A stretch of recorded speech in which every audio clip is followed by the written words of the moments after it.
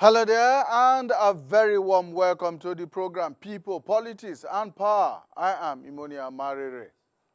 Ahead of the 2027 general election in Nigeria, which is just about 21 months away, there have been agitations for a reform of the country's electoral system and processes.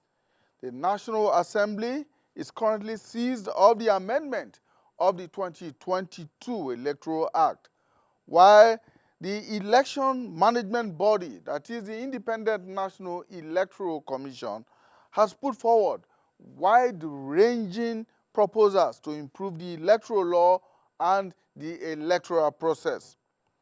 On their part, civil society actors have also been busy identifying loopholes in the existing law and how it can be made better and workable.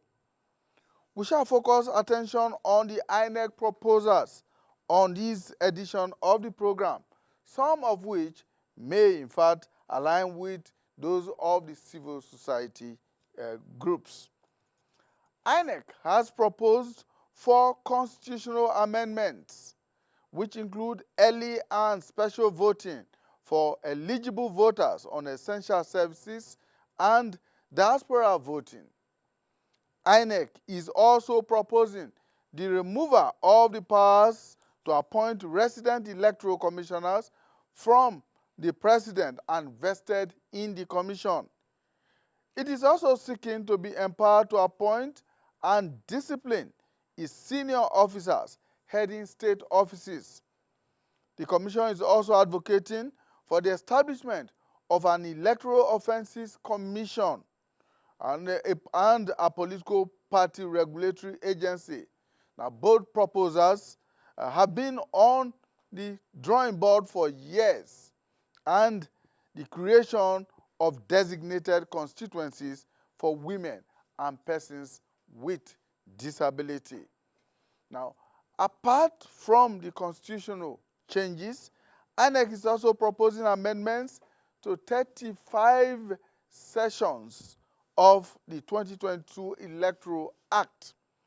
These include the provision on direct transmission of election results and, of course, INEC's power to review election results with practical or particular specific reference to results declared under duress, and the introduction of electronically downloadable voter cards or any form of identification acceptable to the Commission for Voter Accreditation. Now, in addition to all of these, INEC recently launched what it described as 6 innovative digital tools to boost integrity, promote transparency, accountability, and efficiency of elections, and of course to modernize the conduct and management of elections. Well, on the program today, we shall examine each of these proposals by INEC, and of course, on subsequent editions, we will be looking at what the civil society is also putting forward. But with 2027 general election just about 21 months away, it's important that we begin to look at what is practicable between now and that time. My guests are right here in the studio, and another is joining us virtually all the way from Sokoto. In the studio here, we have Faith Nwadishi, who is the Executive Director, Center for Transparency Advocacy. Thank you so much for joining us. Thank you for having me. Faith is also a seasoned election observer in Nigeria and beyond. We're also joined in the studio by Chubuike Mbehurike. He is of the Center for Democracy and Development, CDD, the West African. He's an election consultant. Thank you so much. Good to be here. Thank you for having me. And joining us from Sokoto State is Professor Yaya Baba Tanko. Professor Tanko is, of course, a professor of political science at the Usmanu Danfodio University in Sokoto. Prof, thank you so much for joining us. Thank you for having me. Great. It's good to see you again and to hear you. Right, Great. so let's begin with you, Prof. Uh, 2027 general elections, so much is already happening. We have been seeing cross-carpeting, defections, all in a bid for politicians to position themselves properly ahead of the elections. But the politicians themselves are not talking about the electoral rules, the guidelines, and indeed the constitutional provisions that will guide the conduct of the elections. What are your thoughts on this? Yeah, I think the politicians naturally don't seem to care much about rules because some of these rules and laws on elections don't seem to favor them. We all know what actually exists in this country. Electoral competition, particularly involving candidates and parties, are sometimes subject to manipulations of various kinds. The laws themselves and the frameworks that are in place to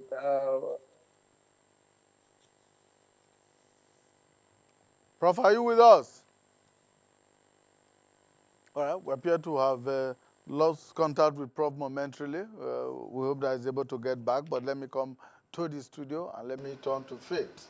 Yes, 21 or thereabout months to 2027. So much is already happening in the political scene.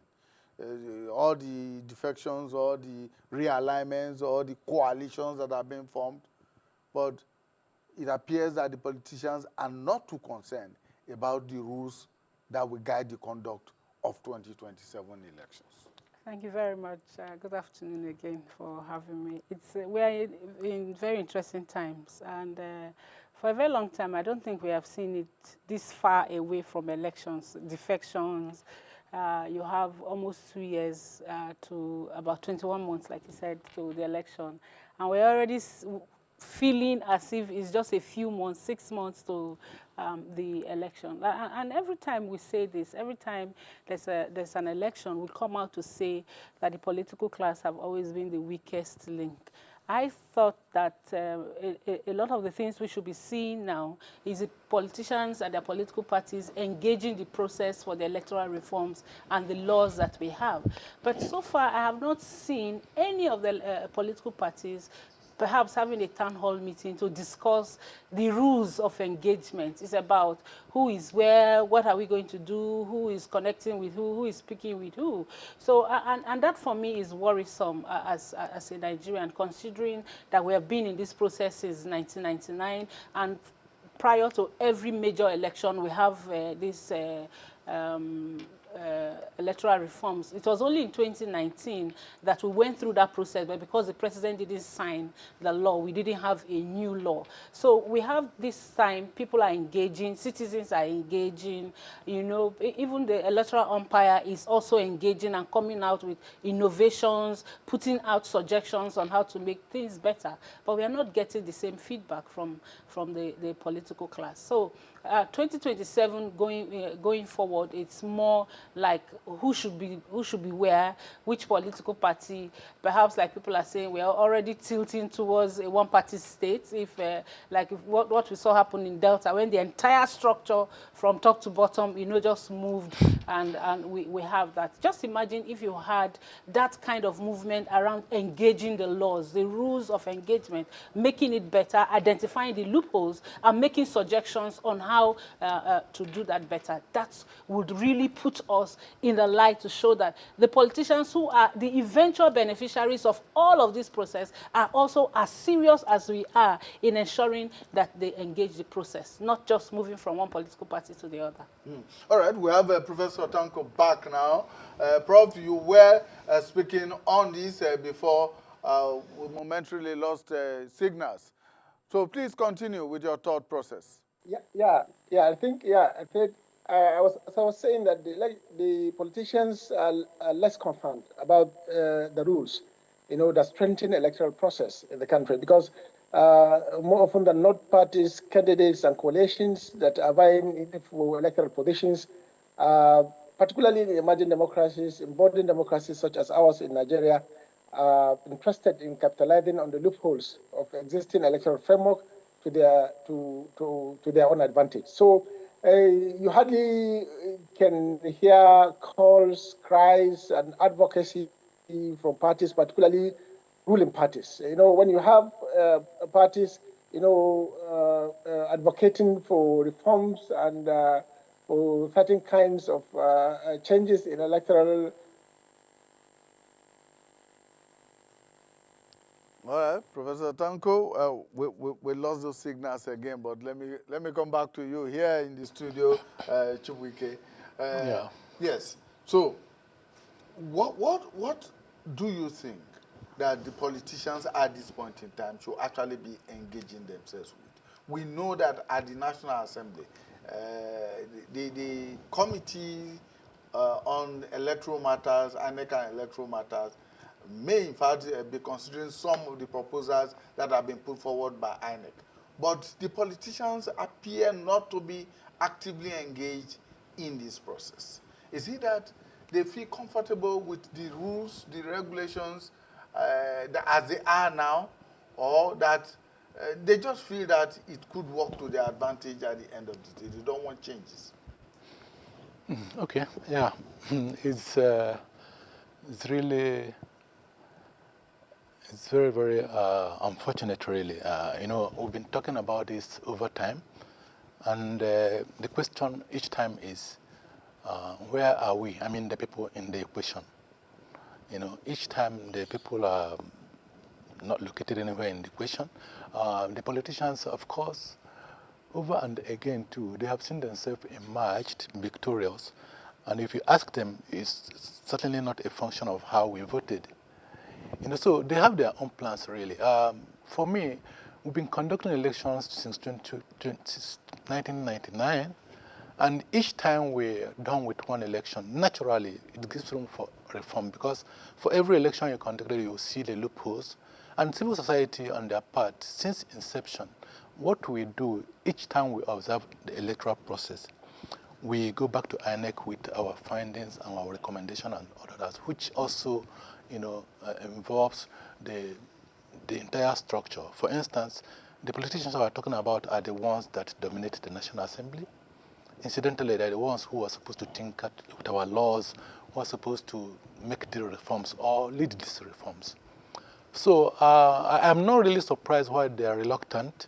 But the good thing is, for the first time, INEC is suddenly awake with this, taking the lead, taking the bull by the camp, perhaps presenting. I was fascinated when I saw like they made some 149 hours thereabout, areas that they think National Assembly can reform with our laws. I don't know to what extent what they can do about that, but I think the politicians are not interested, and the reasons are not far-fetched. Of course, it's just like when you listen to politicians during campaign periods, they don't speak as if they are canvassing for our votes. They help themselves, they enjoy themselves on the podium, they talk, and election day, you are met with very poor turnout, and then, of course, the result will come, and somebody will emerge. This has been the sad commentary over time. I think civil society and the commission should be the ones to push for these reforms. And of course, we've been doing that. When I hear that, INEC are simply doing what civil society have done over time. Because if you remember the WISE report, all of these reforms that we think are tangible and very necessary have been submitted or recommended since, I think, 2006 or 2007, right? I think it was prior to 2006. I think, yes, 2008. That was when that report was submitted. And what has been our grouse? Our grouse, unfortunately, is INEC. We want INEC to be at least above board to an extent, so that they will be in a better position to midwife our elections. And what were we talking about majorly? Well, we are talking about appointment principles. How do we get a leadership of INEC in such a way it will be accountable and transparent and do what the people expect them to do? But of course, what we are always faced with is a situation where, I heard you just mentioned, they're suddenly not happy with, giving that responsibility entirely to the president or to the executive. So the recommendation we had there for INEC was South African model, which was open to all those who are willing to take that position. or civil society present with stakeholders 3 very names we think these people will be fine if the president eventually picks any of them. If we submit 3 names to the president, for instance, whichever one, he still have the prerogative to pick from among them. That was a wonderful system, but that has been in the shelves. So for reforms, you don't ask questions why politicians are reluctant. They are reluctant because head or tail, they will have their way. So for us, it's just like see what happened after the 2023 election and what we are confronted with in terms of election jurisprudence, election petitions. For the first time, soon after the 2022 Electoral Act, we were celebrating. We are applauding the innovations in that 2022 Electoral Act. But just as soon as the election was over, we were pointing to the Electoral Act. We start seeing loopholes again. We start seeing loopholes. Even those things we consider as innovation, you can see how the courts made nonsense of them. For instance, the IRF we were talking about, we are certainly talking about transmission. And this has been the advocates for a long time. I remember before 2011 election, where civil society actually spearheaded a technology-based observation. Now, there was a conference in Kenya where all the electoral stakeholders gathered. If you remember, the last time we did a very vigorous voter registration was ahead of that election, where Nigeria recorded over 93 million people at the same time. And then we attended this conference. Luckily enough, Jega then was around, all his technical officers and all of that. But at the time we recorded 93 million as voter register, Ghana was talking about 10 million, South Africa was talking about 18 million. But at that conference, both Ghana and South Africa were celebrated for that feat, while as Nigeria that recorded 93 million was not celebrated. And you want to ask yourself why. And nobody did. And I arose in that conference to ask why. And what they told us is we're still facing the situation today that we have not been able to audit our voter register. We have not been able to audit it in such a way that we will not be seeing those strange names and all of that. Today is still on the table.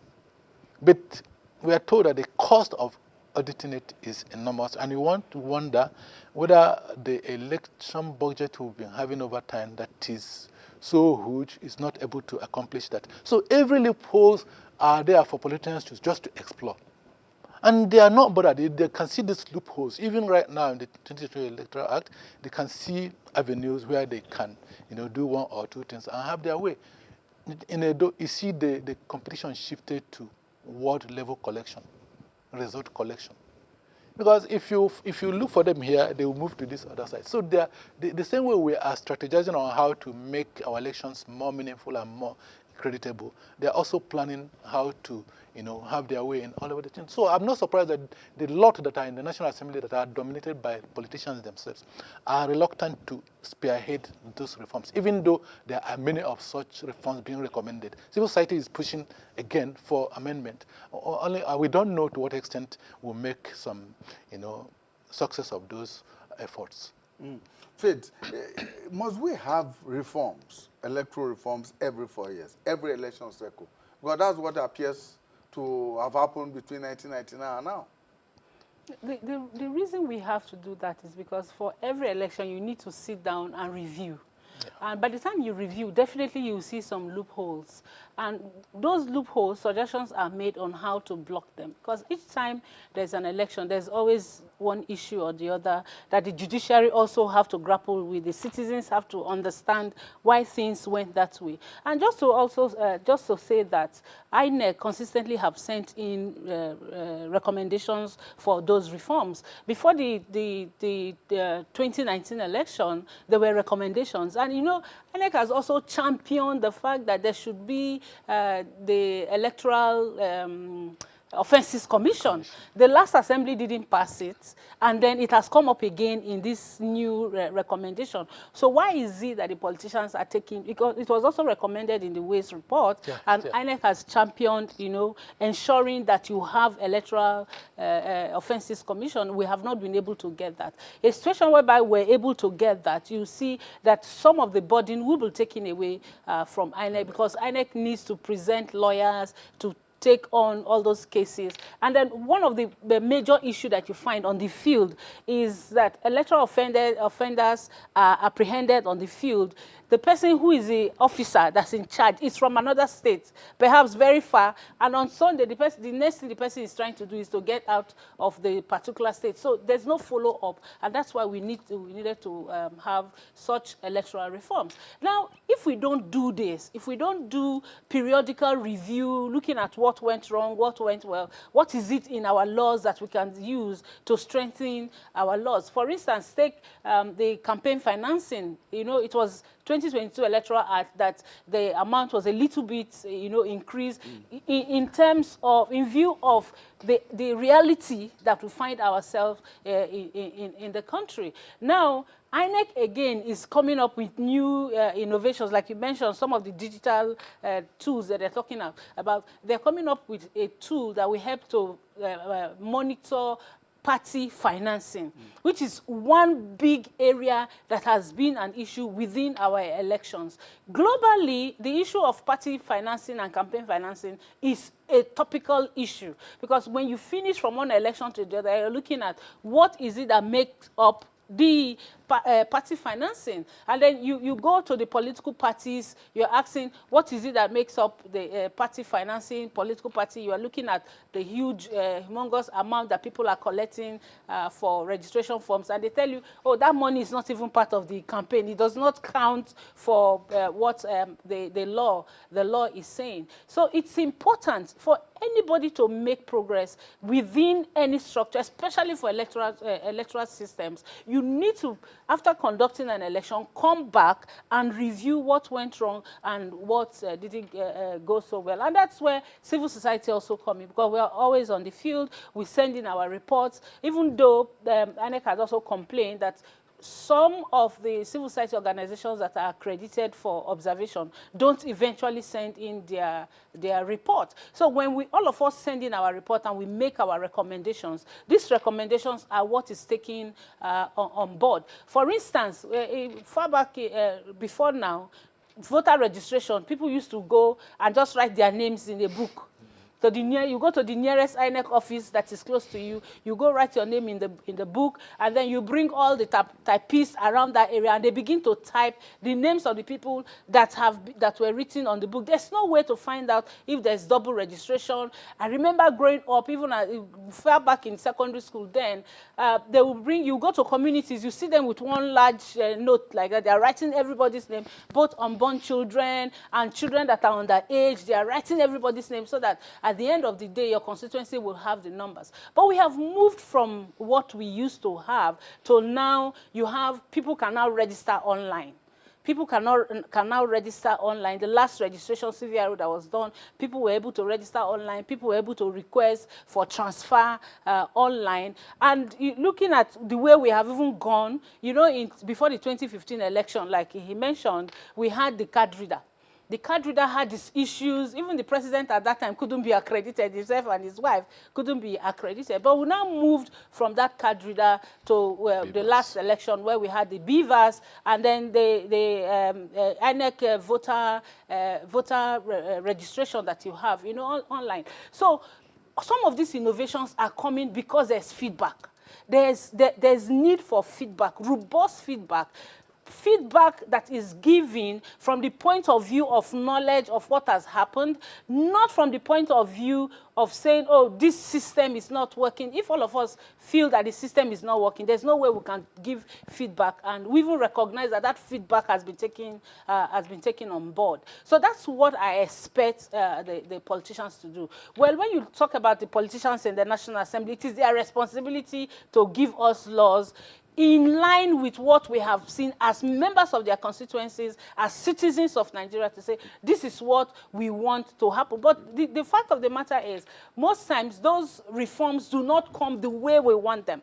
So if you look at the history of lawmaking in Nigeria, most times the laws that we have in Nigeria or that is crafted at the National Assembly is crafted with somebody in mind, forgetting that that person will leave that space after a while. And then when that person leaves that space, you now begin to see those gaps that you have. So you begin again the entire process. So politicians really need to stand up, understand that. I said it earlier and I keep saying it every time. They are the beneficiaries of this process, and they ought to give much more to every stakeholder along the line on these issues, especially the rules of the game for engagement. All right, we're happy to get Prof back on the show. Prof, there are those who think, for instance, that the reforms that were done that led to the enactment or to the amendment of the Electoral Act in 2022 have not been tested well enough, and that one election cycle is not enough to test all the reforms that were imputed into the 2022 amendment of the Electoral Act. And as such, perhaps maybe we are a bit too hasty in trying again to reform the Electoral Act ahead of the 2027 elections. Yeah, it's true that we haven't tested the 2022 electoral reforms well enough for us to understand the efficacy of the reforms and also come up with other additional reforms that will further strengthen the Nigeria's electoral process. But each time elections are conducted, experts, stakeholders, observers, civil society organizations, and even the electoral umpire itself will discover other loopholes, other gaps that actually needs to be improved of. I give you an example of what has happened in Adamawa State, how the resident electoral commissioner misbehaved, truncated the rule, and created chaos.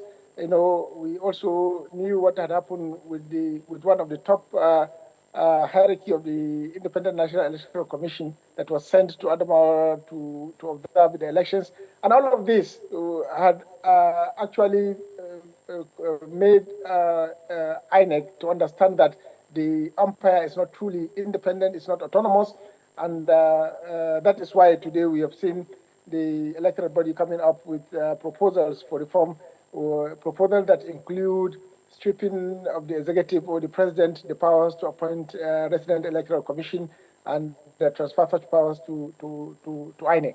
So it's every time elections are conducted, particularly in modern democracies such as ours, we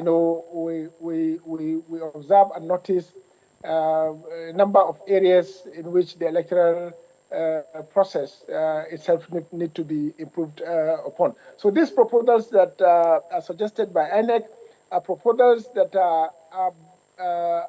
sometimes, mostly have been contained in the reports of the ways-led electoral reform committee. For instance, when you talk about the Electoral Offences Commission, this has been a proposal in the electoral reform report that was submitted by the ways-led committee. And we also are very living witnesses to how electoral laws, rules, and regulations are flagrantly being abused, and how conventional courts, are unable to punish, and sanction, electoral offenders because of the technicalities that are actually involved. Not only the technicalities, because of the delayed justice system that actually, exists in the conventional court system. And we know that during elections, more often than not, it's almost an emergency period where people, the opposition, the ruling parties, the security agencies, citizens, communities who abuse electoral laws and processes with ease. And hardly are these, suspected offenders or culprits brought to book. And because electoral offenses are not punished, you come to realize that every stakeholder, particularly parties, candidates, coalitions, and their allies, are always preparing to abuse electoral laws and processes to their own advantage. There is also this very worrying, burden on INEC, particularly as to the organization and conduct of free, fair, and credible elections, the regulation of political parties. The electoral body is also overburdened in addition to the organization and conduct of election, monitoring of political parties. These are usually activities that sometimes and most times, take toll on the electoral umpire. Now, part of what is suggested by INEC is to create a regulatory agency for political parties. And if this is done, it will also exist just like the Independent Electoral Commission, independent, autonomous, from government agencies, and the parties will be subjected to scrutiny. Parties will actually be subjected to regulation by this very particular commission. Remember what is happening now in Nigeria's political landscape, where members of political parties, jumping ship from one party to another. We know the crisis that has actually besieged the biggest opposition party in the country, the People's Democratic Party. Not only people jumping ship, but we have seen a crisis, one crisis too many within the PDP since the 2023 election. There has never been stable leadership in the party. Even the governors' forum of the party is somewhat divided. Stalwarts of the PDP who are serving, officials in the APC-led government have actually taken over the party somewhat. And, we have seen complaints from the other side of the party that some elements within PDP are working hard to deliver the PDP to the APC. And the fear grieves the nation that the country is moving towards a one-party state, because the balkanization of the biggest opposition party is already on the table and is moving smoothly and seamless. And this is worrisome for competitive elections, in the country. So what I'm saying, what we are observing, and from the submissions of INEC and from the proposals for electoral reforms, there is much that need to be done. And these proposals are actually in order, and that the revolution that INEC, the path of revolution that INEC has taken since the inception of the leadership of Professor Jiga until now, we have seen some certain kinds of improvement in Nigeria's electoral system and in Nigeria's electoral process, so much so that there are limitations or there are limits to which elections can be rigged, elections can be manipulated. The introduction of technology and the electronic voter register that has been created, that the issue of multiple voting, the issue of underage voting, the issue of over voting. All of these are tricks, are old traditional tricks in Nigeria's electoral system that have undermined the credibility of elections, the credibility and integrity of elections. But we have seen technology doing the magic and improving the quality, credibility, and transparency of elections. And that explains why INEC is interested in building on what it had been achieved in the area of technology by bringing out, adding into the fold of its electoral framework certain technological tools that will help not only consolidate what has been achieved, but also improved, so much so that there could be avenue through which election results can be electronically generated, election results can be electronically transmitted, and real-time, processes of elections can be monitored, both by citizens, by parties, by candidates, by observers, by the international community, so much so that, votes of the electorate can actually be seen to count for once. And these reforms, even if they are one too many, they are reforms that are necessary, to strengthen the electoral system in the country and to strengthen the electoral process. The reform will continue until when we have reached such a particular, level that we are convinced, and the Nigerian people are convinced that elections are now, or the electoral system of the country is now strong enough to resist any form of manipulation, any form of interference, and any form of malpractice that will actually upturn or interfere with the choices of the Nigerian electorate. So I think it's not this call and the advocacy and the clamor for additional electoral reforms. It's not bad. It's something that is necessary. And if we keep doing this and we keep improving the system, we'll reach a point where the system itself will develop and evolve and develop as an institution, that can hardly be interfered with, that can hardly be tampered with, and that can hardly be manipulated. So much so that the electorate and the Nigerian people will have the trust and the confidence on the system, and that democracy will now will actually have the deserved impact it should have on the populace, where people make their choices, and the choices we hope that we'll get to that point soon, Prof. We hope that we'll get to that point and the outcomes soon. Are quite meaningful. All right. Thank you so much, Prof. Stay with us. Let me turn to Chibuike and let's stay with these proposals by INEC, particularly the constitutional proposals that have been put forward. Like we said, we just have about 21 months or so to the next general election, and given the very cumbersome process that constitutional amendments go through, do you think that any of these proposals put forward by INEC will say through before the next election? So, I think we can't overemphasize the importance of pursuing these reforms. I think what is important, there are so many of them, but some can be prioritized before the 2027 election. If they're even serious, some can be done before even the Anambra election. I mean, these things, for me, they are there simply to make our laws and to discuss these laws. Anambra is just a few months away. I mean, yes, truly, I don't know.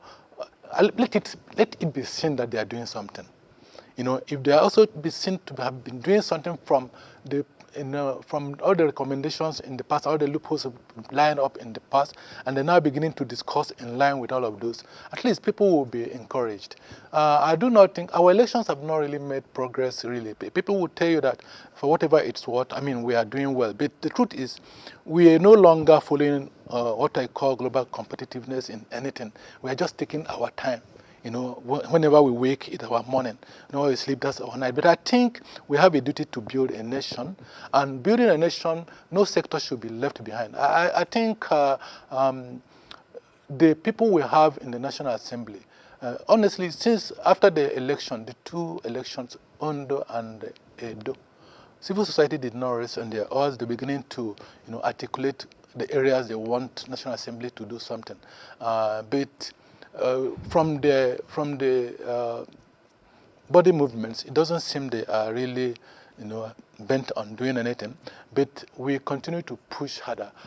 Even for the women they are talking about, I see them the other day. Everybody carrying placard, special seats for women and all that. Those are all for inclusivity. All those are very, very critical for electoral process. If only we can see that they're doing something, because they are there at our behalf. It is us that send them there. They are there speaking for us. All of us cannot be there. If you remember the very essence of democracy, is that the whole nation cannot gather in National Assembly.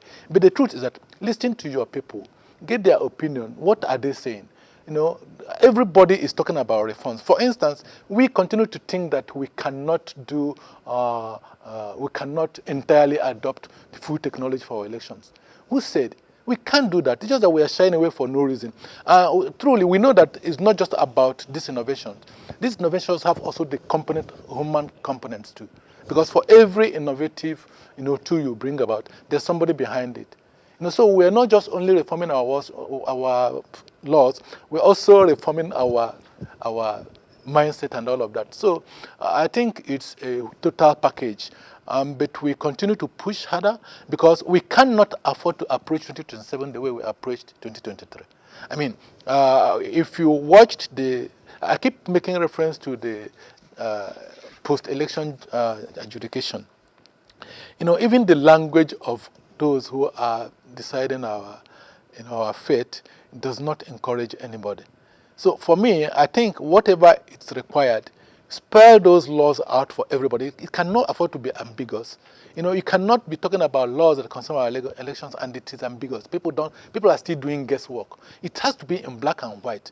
All stakeholders need to understand this is what this law represents. If you fall short of it, we can even begin to guess what the interpretation will be.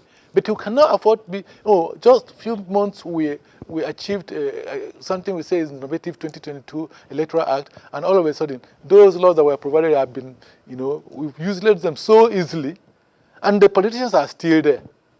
So I think we really need to police the election differently this time around. But before we do that, we should face the National Assembly and make sure that everything, for instance, CDD not too long ago revisited the electoral wise electoral destiny.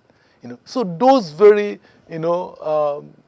progressive recommendations they made, in case we have forgotten, we brought them to the fore once again. Can we, because I remember that time, civil society were kowtowing the Electoral Reform Committee nationwide. We were even going in the same flight. And for each state we went, we interface the civil society, interface every segment of the society. So that electoral reform of ways had the inputs from everybody. It has blessings from everybody.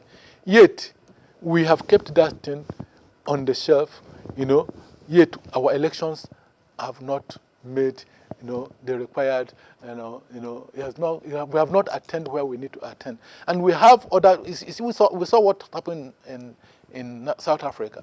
On their election day, you have what they called, there's a screen that will tell you, dashboard, that if the results are trickling in from every part of the country, you will see it. Nobody will tell you about that. At what time are we going to adopt that kind of a thing?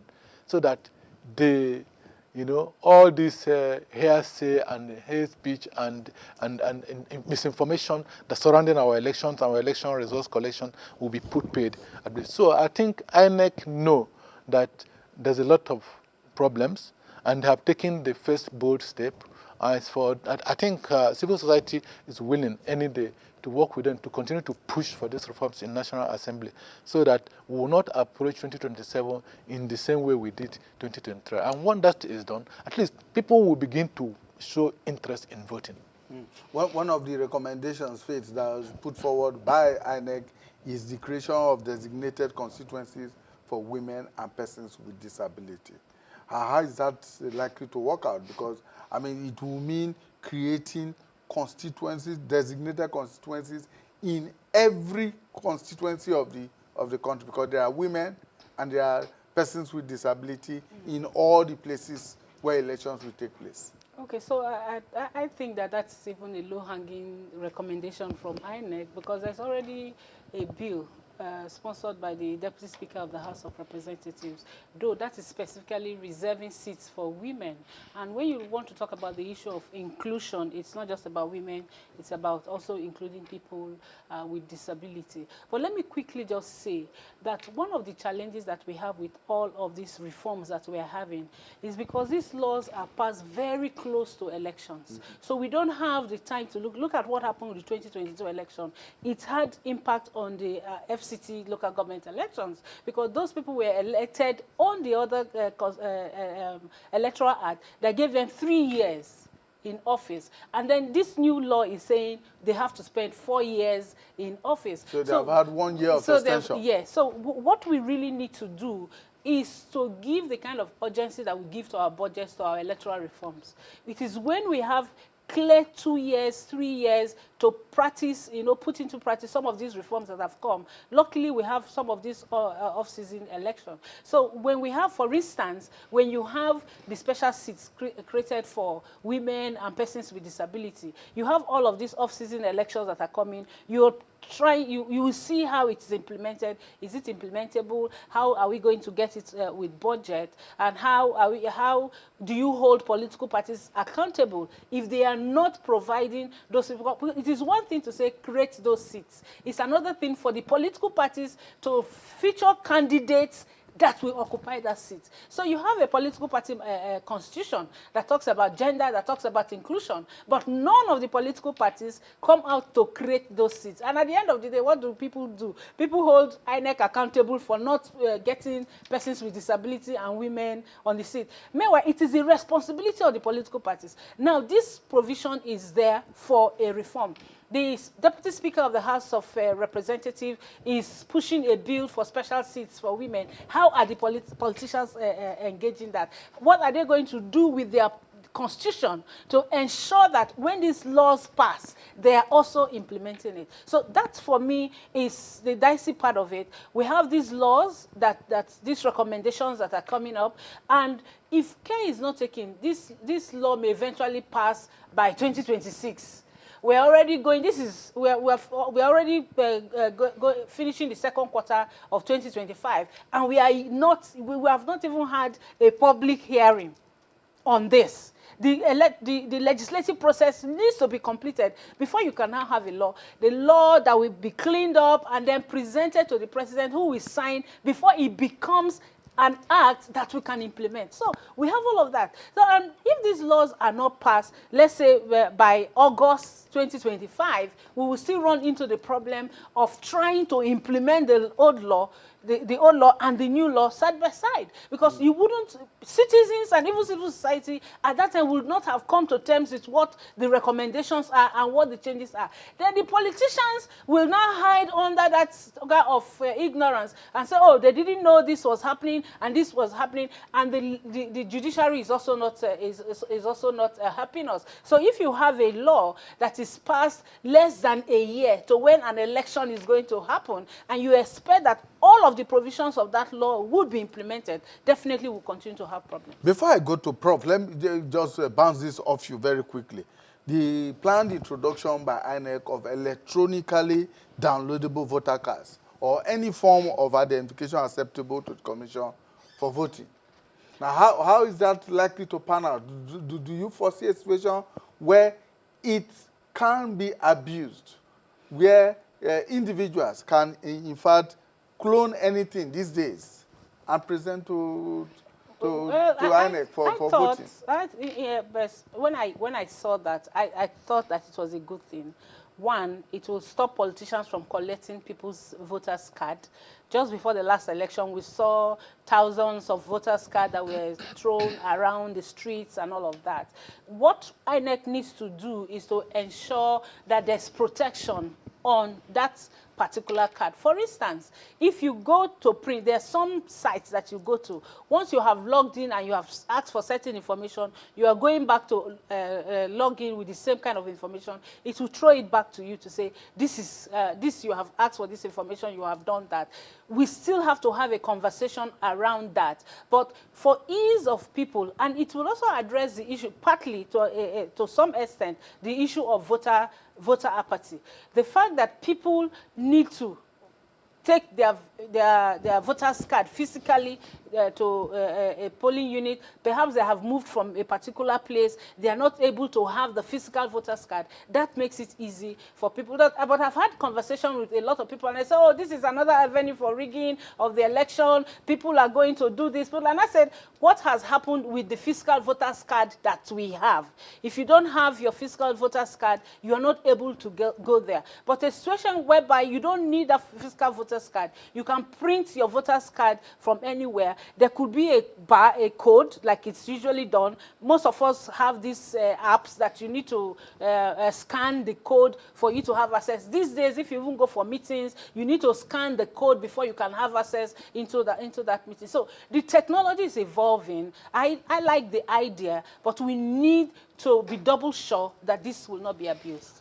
Prof, let's have your view on that. Let's hear you speak to that. This downloadable voters card or any other form of identification to enable eligible voters to vote. Can it be subjected to abuse and ultimately a distortion of the process? Hello, Prof.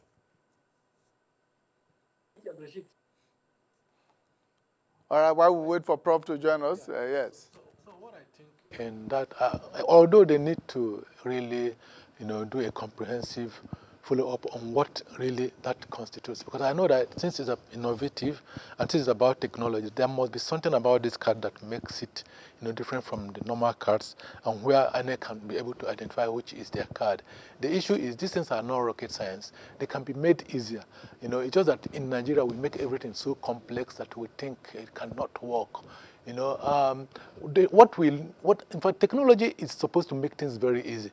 I mean, I know our population is the issue, but people can comfortably, in the comfort of their offices or wherever, print out these cards, so that if there is any security embedment in the card, it still makes it, very different. It's not like anything you print, just put your name and put your age and all that. I think it constitutes a card for you to enable you to vote.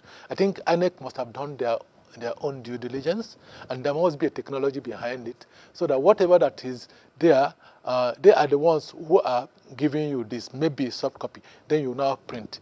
It's something that it tells to be above board. It's not something you want to clone or, We're just talking about the evolution of technology. Exactly. And Nigerians are doing so much with technology. No, anything can happen. We are very innovative, and there's nothing like technology now that you think this is strange to us.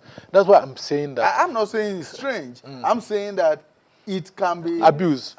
In fact, people can take advantage of it. Yeah, exactly. With the benefit of technology too. Exactly. That's what I'm saying. INEC has a duty to make sure that there's none that can't be abused as a matter of fact, but the level of abuse will be reduced to the barest minimum.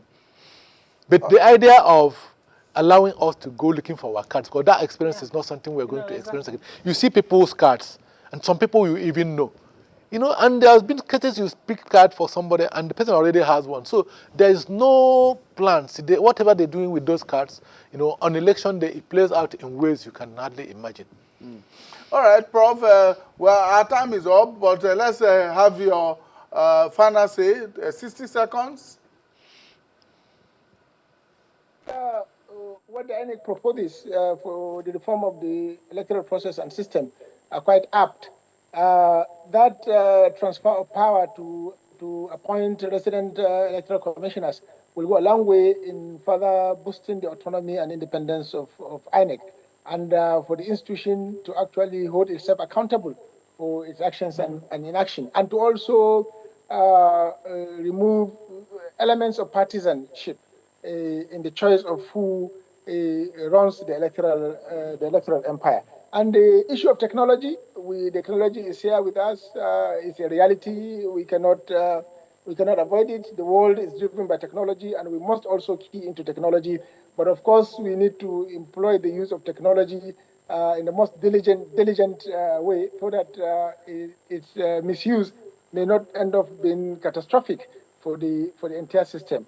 And these technological tools must be tools that are tested, tools that can be controlled, tools that can be highly protected from any form of control interference or break. So for the civil society organizations, I think they are critical stakeholders, and the suggestions made by the colleague from the CDD is apt. The CDD, meaning the civil society, can contribute in actually in the determination of who is actually appointed into positions that are very critical in our electoral empire. It will go a long way in strengthening the system and the process for credible outcomes. Thank you so much, Prof. Thank you for your time.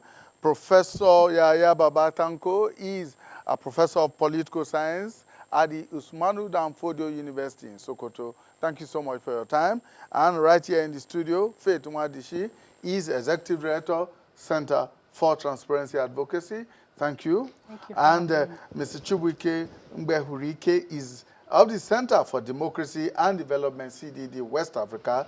He is an election consultant in that organization. Thank you so much for your time. Thank you so much. And many thanks to our viewers out there. Thank you for investing your time with us. Please join us again when we bring you a fresh edition of the program, People, Politics, and Power. Bye for now.